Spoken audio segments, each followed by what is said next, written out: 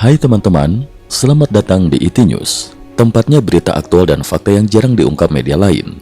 Yuk dukung kami dengan cara subscribe, like, komen, dan share, supaya lebih banyak orang tahu apa yang sebenarnya terjadi.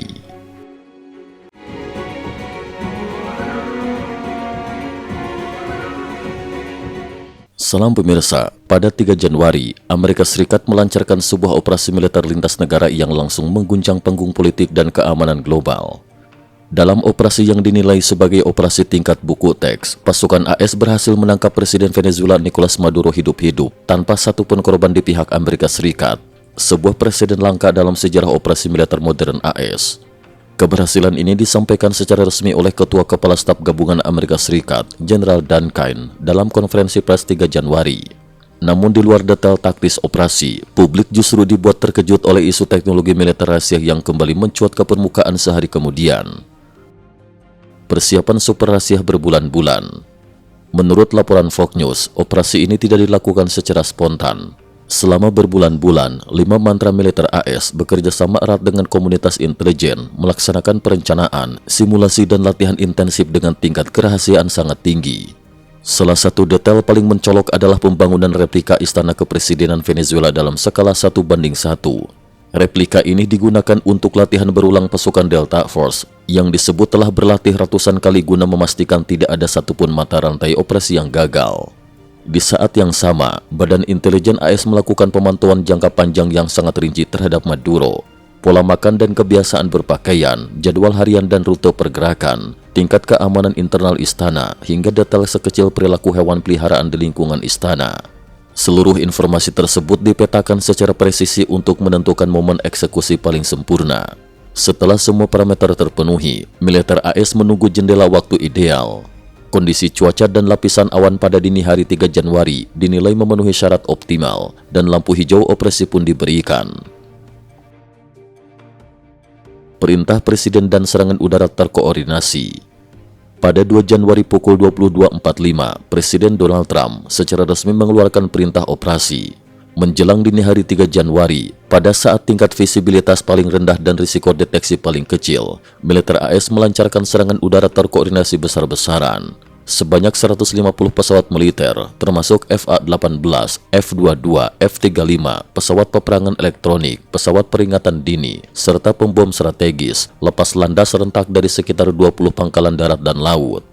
Angkatan Udara, Angkatan Laut, Korps Marinir dan Garda Nasional membentuk perisai udara berlapis, sementara pasukan khusus Angkatan Darat diterbangkan menggunakan helikopter pada ketinggian sangat rendah, sekitar 30 meter di atas permukaan laut menuju ibu kota Caracas.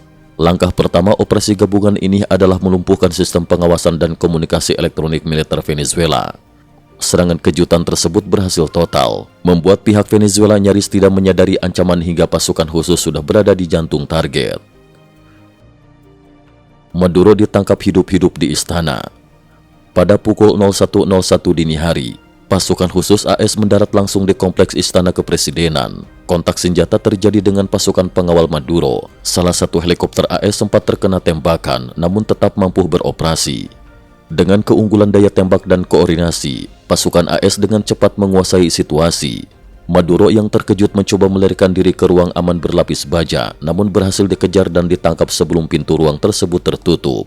Menariknya, militer AS sebenarnya telah menyiapkan perangkat penghancur pintu baja berdaya tinggi yang secara teori mampu menembus pintu ruang aman dan waktu sekitar 47 detik.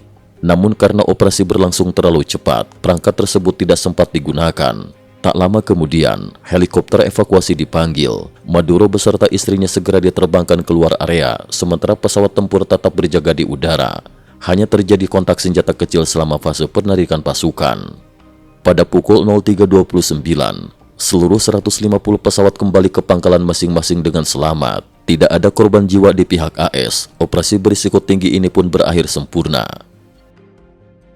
Isu teknologi hitam menangkap siapapun dalam 1 jam. Sehari setelah operasi, pada 4 Januari, perhatian publik beralih ke sebuah pernyataan lama dari Letnan Jenderal Angkatan Udara AS, Purnawirawan Stephen Cross, yang disampaikan pada November 2019. Dalam pidato tersebut yang kembali viral, Cross menyebut bahwa Amerika Serikat telah menguasai teknologi revolusioner yang berpotensi membuat teknologi kedirgantaraan saat ini menjadi usang.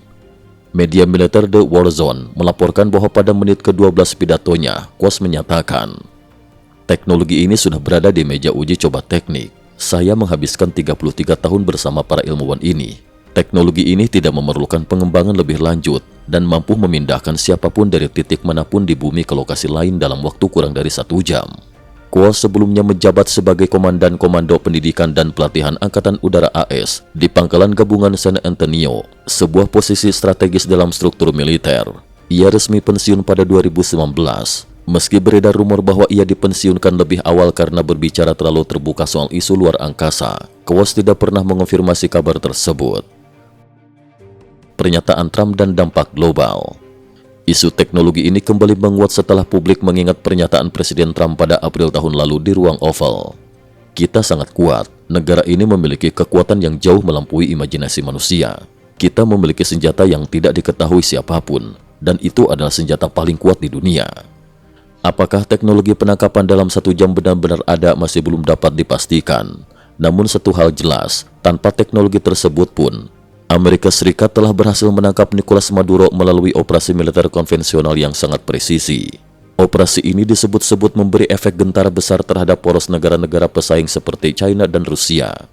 Di media sosial, warganet bahkan berseloroh, kalau teknologi itu benar-benar ada, mungkin ada pemimpin dunia yang tak bisa tidur nyenyak lagi. Cukup sekian dulu, terima kasih atas perhatiannya. IT News juga memiliki channel di platform kancing.com. Mohon kunjungan dan bantu subscribe agar bisa mengikuti perkembangan dunia tanpa batas. Terima kasih. Link kancing ada di dalam description.